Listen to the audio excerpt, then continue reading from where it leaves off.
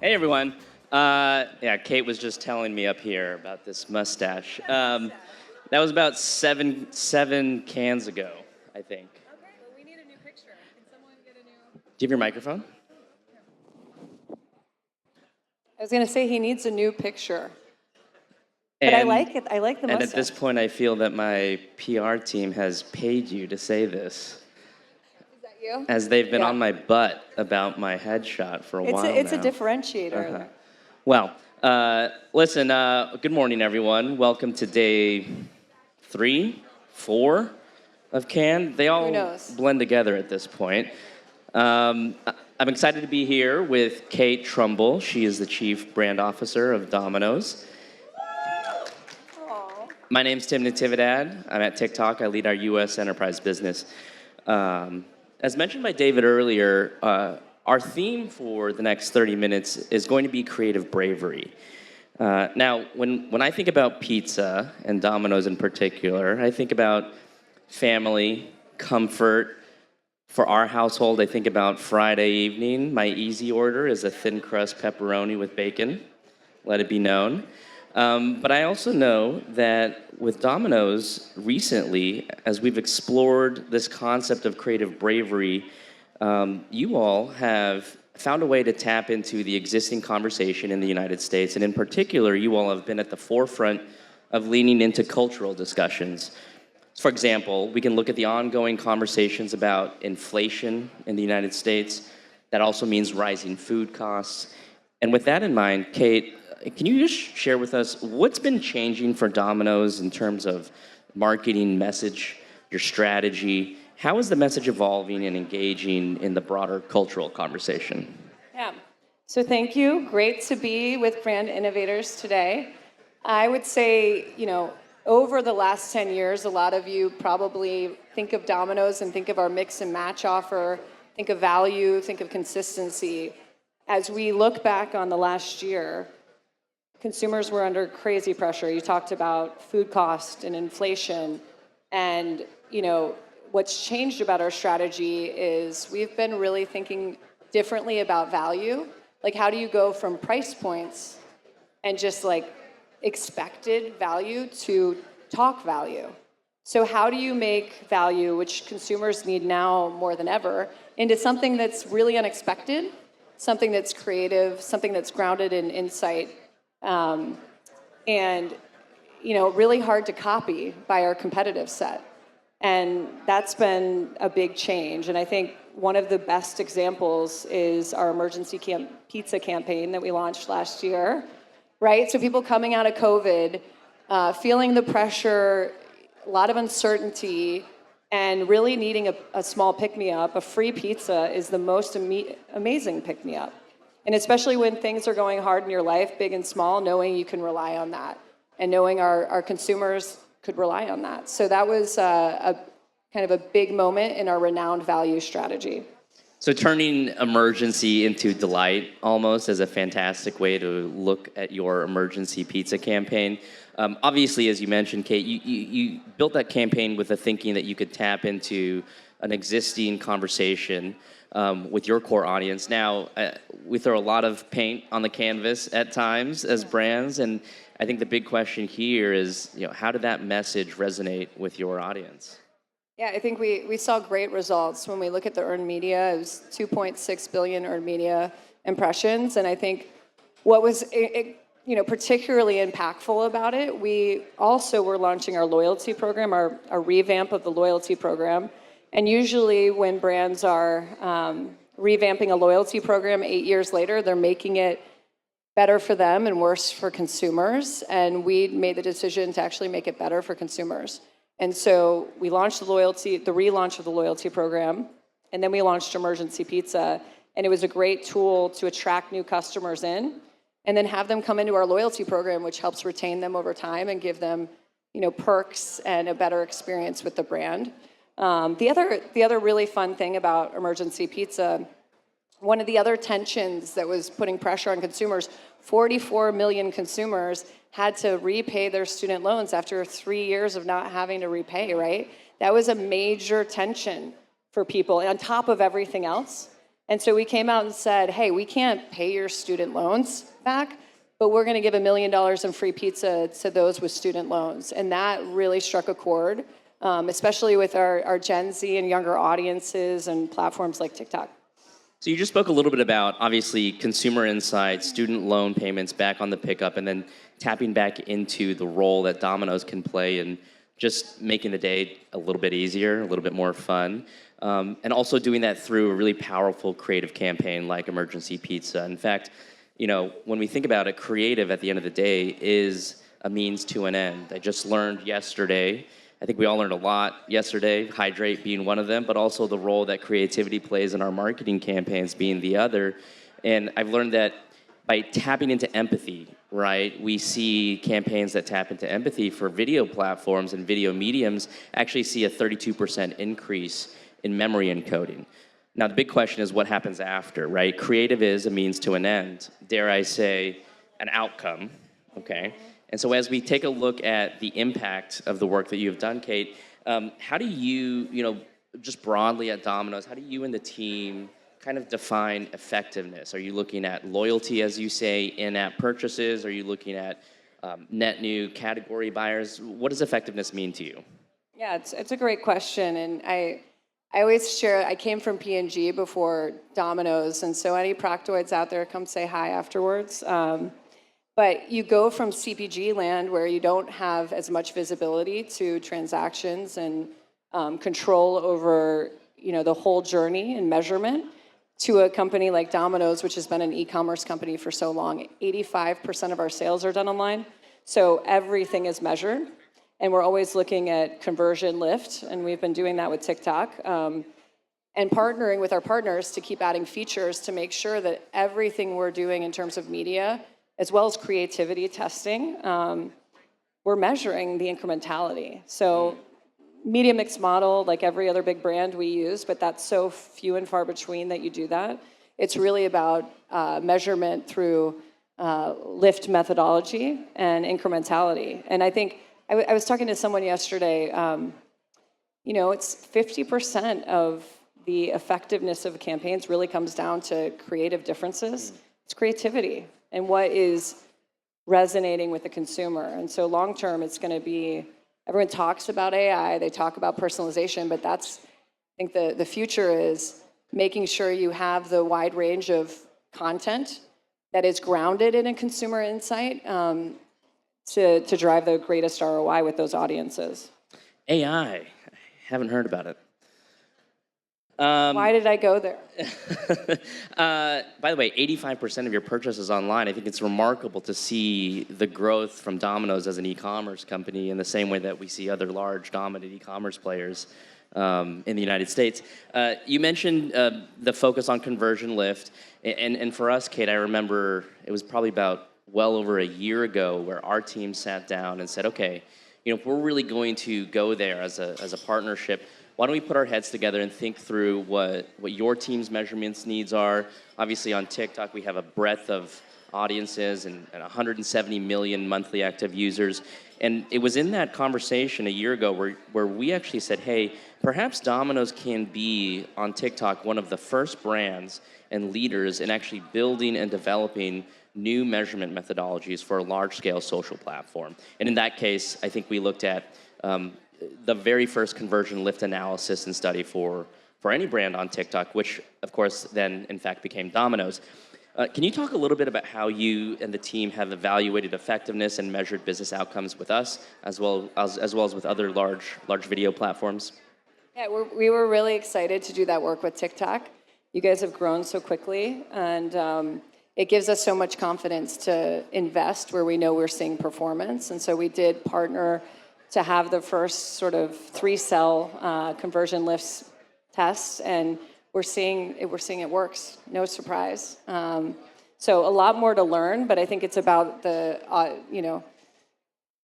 transparency and sharing across our measurement teams, and you guys hearing the feedback and iterating as we go, and we're going to continue to do that. And good things take time.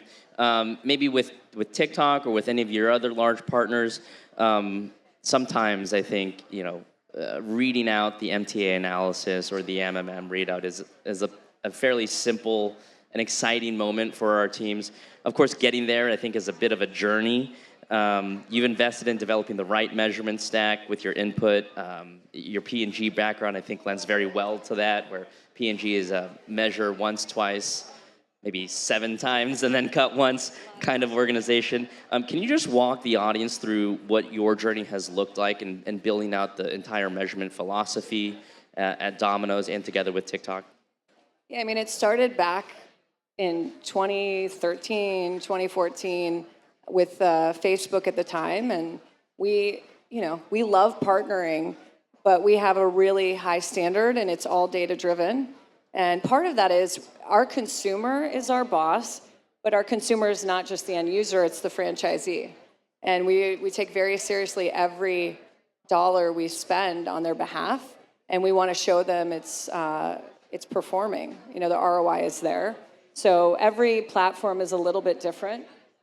But when you're as big as a company like Domino's, people are always ordering Domino's. You said Friday pizza night. A lot of people, they're ordering every week. So, our additional media and marketing has to be adding one more trip is kind of how we look at it. And we apply that to everything. When we designed our new loyalty program, when we think about renowned value and talk value and how we structure things that break through, it is about what's the outcome, what's the effectiveness in addition to how it's building the brand.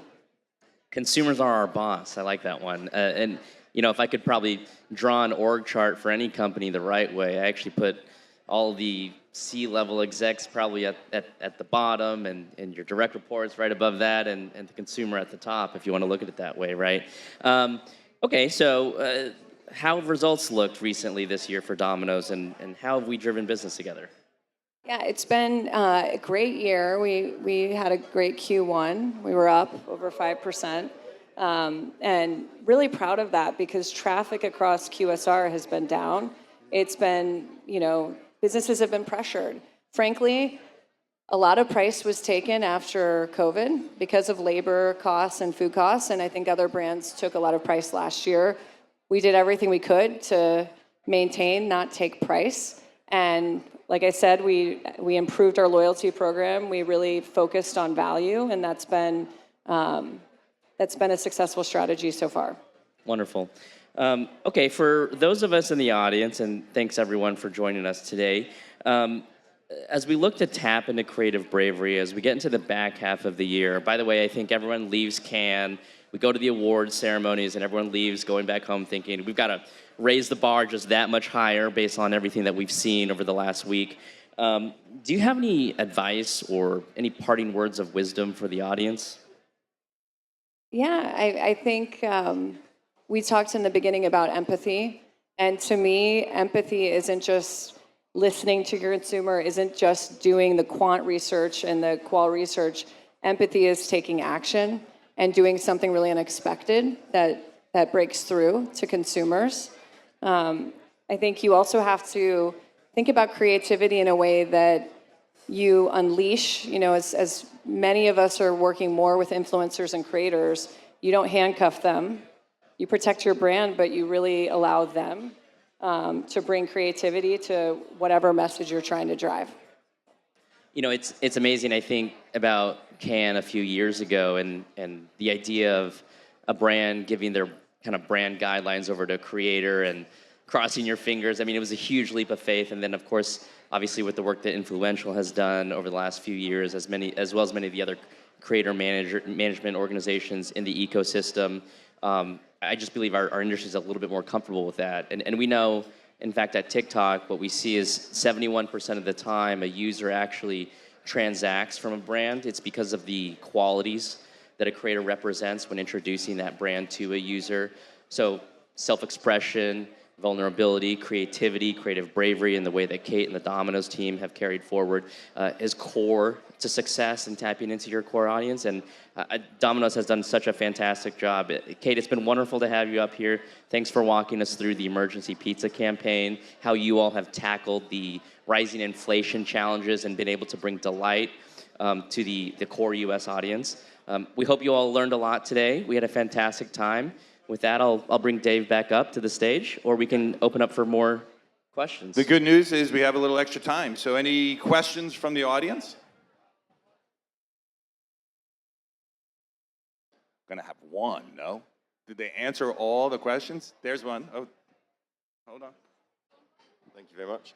You mentioned obviously like content being at the core pillar of that strategy as well. Like, what is most exciting for you as a new vertical of content at the moment, other than AI-related content? What is an exciting content vertical for you as a brand to explore at the moment? You know, creators is a big focus for us right now, and we have an ambassador program, the Collective for Domino's. So what we love about that is we're looking for people who already are fans of Domino's, and it's authentic and real, and building with them and trying to not only innovate on just the content, but even just our roadmap of innovation, and having it be even more consumer-led. The other thing I didn't fully talk about today, though, is, and I see my partners in the audience from a past partnership, but there's something really powerful about partnerships, and whether they're unexpected or you're using IP and equity that really, there's huge fandoms and audiences, and how can your brand, you know, partner in a way that you couldn't do on your own, and you do better together, I think is a really interesting place for content to go. And I think the other trend you're seeing is creators need to make great content that is relevant to their audience all the time. So how are we creating moments, experiences, unexpected partnerships that give them content that is interesting to them beyond just paid advertising? So I think that's going to start, you're going to start to see a lot more of that. We've got one up here. And thanks for the questions, everyone. Thank you. Great chat. Really, I'm such a huge fan of everything Domino's does. I'm curious because we don't often hear a lot at Cannes about kind of we hear all about the really fun, creative side of things. We don't necessarily hear about kind of the nuts and bolts underneath it. And I'm wondering how these changing dynamics, whether it be new platforms or new ways to activate community or loyalty, how that's shifting the way you're structuring your team, as well as the partners that you're choosing to help you execute? It's a great question. In fact, we've kind of restructured our media team a couple of times in the last few years, just because everything is changing so quickly. And, some ways we think about retention versus acquisition. We've done some structuring that way, brand versus paid. But that continues to grow as our investments in digital continue to grow. We reflect that in our teams. I think also a lot of big brands are matrixed, as we are. And so you find that if you don't all report up into the same leader, how do you have processes, not only with your agencies, but ways to kick off an idea and then see the progression of what it looks like in the experience, what it looks like to the consumer, all across the touch points. So everyone has a say in what's happening and very aware of what's happening. It's also, we're doing so much more. There's so many more audiences. There's so many more platforms. You have to have the right team and the right process and structure in place. But I think you're going to see that's constantly changing. And as you change and explore new partners and agency partners, how do you make it work all together? So that's one of the bigger challenges for sure. Thanks for the question.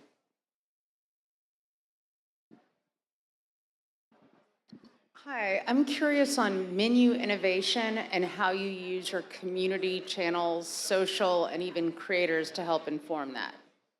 It's a great question, and something we're uber focused on right now is leaning into food innovation, deliciousness, craveability. We have an enormous menu, so it's also what's on our menu that has low awareness that we can really bring, focus and attention to it. But I would say we do a lot of research with food innovation. We also do a lot of social listening.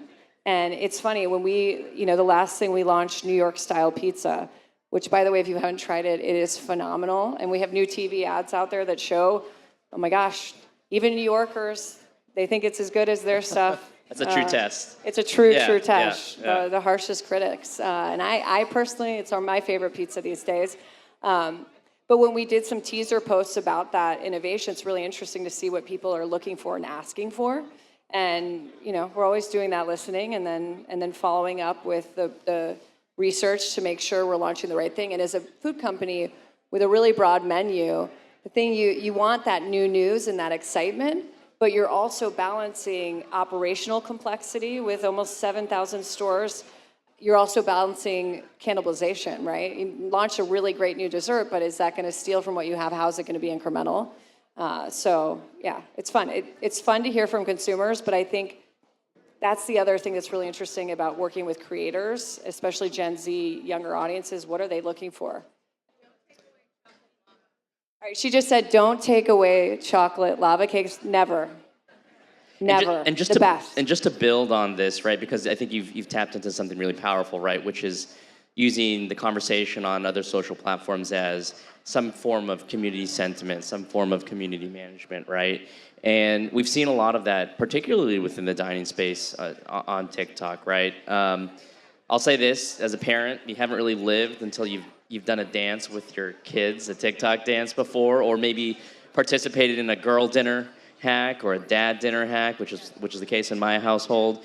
And we've actually seen a ton of QSR brands actually tap into this, not just for conversation and brand engagement, but for R&D, right? Which I think was at the thrust of the question there. And in some cases, Keith Lee, a super powerful, well-known restaurant food creator on TikTok, said, hey, people love menu hacks on TikTok. And to borrow from a different large QSR at Chipotle, he said, hey, I'm gonna do a menu hack, put that together.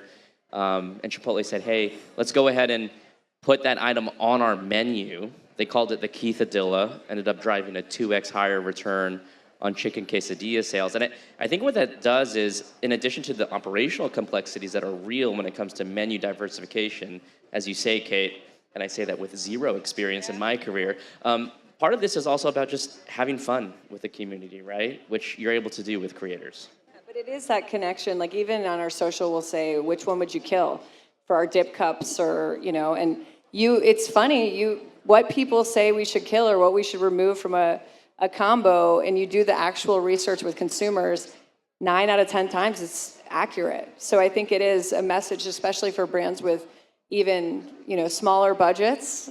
There's a lot you can trust from social, from your consumer, if you're willing to have them be in the conversation. But don't kill chocolate lava. Never, never, ever. Some people may say we should kill pineapple, but also I'm not killing that. Yeah. Biggest debate. Yeah. Hello. Yesterday I went to the Nielsen's rooftop, and I've seen a very interesting statistics from their report, and they state that 70% of marketers plan to prioritize performance marketing over brand building. And the idea that I had when I was looking through that, like, okay, if you put more money into performance and not enough money into brand, in some moment, although you can still measure the performance, the cost per CPM will go higher. And so it's cool that you now prioritize it, but at some point it can bring you to worse results. And my question for you was, like, do you see the changes in the budgeting, like how you are spending this year and how you plan to spend the next year? Are you in this cohort as well of the marketers, or you see it in any other way? Thank you. That is the big question, and I think performance is so much more tangible. And obviously, as marketers, we have to deliver the business. We have, we're public companies with goals, and so performance matters, but you can't lose sight of the brand, and that's more of a long-term play. You're not going to see those things overnight. I think it helps when you get really focused on who you want to win with, who's your target, who's your segment, and you let the consumer insights lead that so that you're sure that you are doing the right things to build the brand and it's insight driven. And I think it can work in a complementary way with performance. Performance can't be a dirty word either. Like there's a lot of positive about it, and there's a lot to test and learn. And if you're doing performance right, you can also learn a lot about the consumer that can be insightful to build the brand. So it's not an easy, because there's no way, no one's come up with a really great way to measure a brand. there's brand health, but a lot of money is spent on things that are not that tangible. At the end of the day, I think you have to care a lot about market share. That's like, at the end of the day, if you're doing your job right, you're growing market share. The other thing I'd add is even in the traditional TV space, and I say this having worked at several CTV providers before, there's actually a ton of addressability and measurability and targetability today in a way that I don't think was there years before. So in some ways, you can think of everything being performance farther down the line, 10 years down, in the sense that everything can be measurable and targetable. Whether you're a brand marketer or you're a shopper marketer optimizing towards return on ad spend, I think by the time you get to the end of the fiscal year, everyone's a CFO, right? And that's your point, as you all are a public company.